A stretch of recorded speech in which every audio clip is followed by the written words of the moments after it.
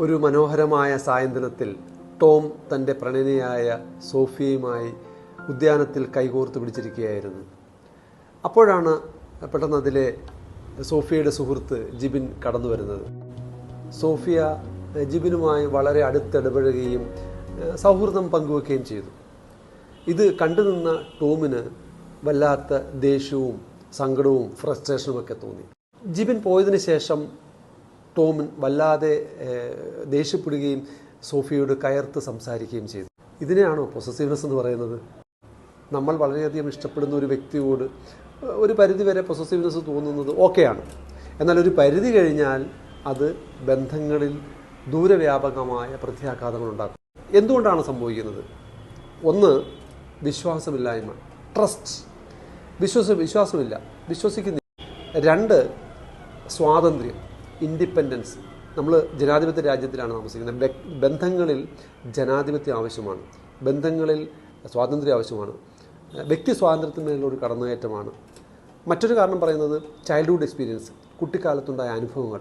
മറ്റൊന്നുള്ളത് past experience, എന്തെങ്കിലും അനുഭവങ്ങൾ കഴിഞ്ഞ കാലത്തുണ്ടായിട്ടുണ്ടെങ്കിൽ അതൊരു കാരണമായേക്കാം. എങ്ങനെ നമുക്ക് പൊസസീവ്നെസ്സിനെ ഓവർകം ചെയ്യാം? പ്രധാനമായിട്ടും നമ്മൾ എന്തുകൊണ്ടാണ് ഇത് സംഭവിക്കുന്നത്, ഇതിൻ്റെ റൂട്ട് കോസ് കണ്ടുപിടിക്കുക. എന്തുകൊണ്ടാണ് സംഭവിക്കുന്നുള്ളത് കണ്ടുപിടിക്കുക. നമ്മളുടെ സുരക്ഷിതത്വ ബോധമില്ലായ്മയാണോ, അകാരണമായ നഷ്ടപ്പെടുമോ എന്നുള്ള പേടി, ഭയമാണോ, അതോ നമ്മളുടെ പാസ്റ്റ് എക്സ്പീരിയൻസ് ആണോ?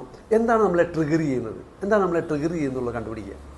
മറ്റൊന്നുള്ളത് സെൽഫ് എസ്റ്റീം പരിശോധിക്കുക. സെൽഫ് എസ്റ്റീം കുറവാണോ, ലോ സെൽഫ് എസ്റ്റീം ആണോ? അങ്ങനെയെങ്കിൽ അത് വർദ്ധിപ്പിക്കാനുള്ള മാർഗ്ഗങ്ങൾ ആരായുക.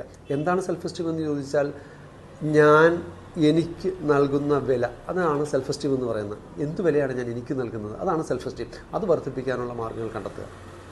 മൂന്നാമതായിട്ട് പറയുന്നത് ട്രസ്റ്റ് ഉണ്ടാകുക എന്നുള്ളതാണ്, വിശ്വാസം ഉണ്ടാകുക എന്നുള്ളതാണ്. വിശ്വാസം എങ്ങനെ ഉണ്ടാകും എന്ന് ചോദിച്ചു കഴിഞ്ഞാൽ, നമ്മളുടെ തുറന്ന സംഭാഷണങ്ങൾ, ഓപ്പൺ ഡിസ്കഷൻസ്, അത് കൂടുതൽ വിശ്വാസം ഉണ്ടാക്കാൻ സഹായിക്കും. സോ ഓപ്പൺ ഡിസ്കഷൻസ് ഉണ്ടാകുക എന്നുള്ളത് വിശ്വാസത്തിലേക്ക് നമ്മളെ നയിക്കും.